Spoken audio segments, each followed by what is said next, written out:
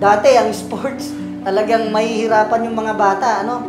Dahil hindi sila komportable kapag nagsasagawa ng kanilang activity.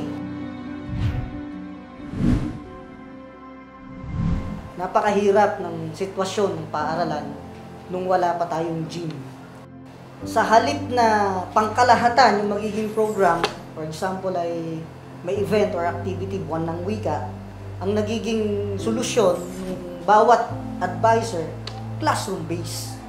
So, dun na lang, sa mismong classroom, kanya-kanyang pagsasagawa na ng program. So, ang nagkakaroon lang ng ugnayan, sa halip na pangkalahatan, mismong magkakaklase lang.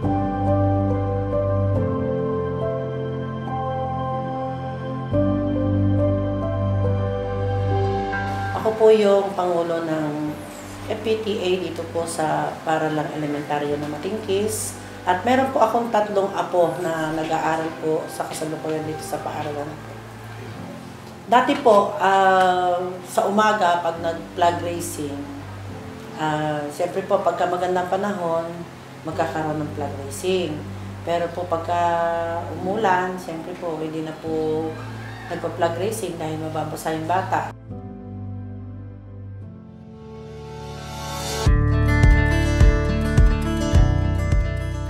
Meron na silang pupuntahan, malapit lang sa kanilang classroom, at maluwang yung space na kanilang gagalawan. Hindi katulad sa classroom na napakalimitado.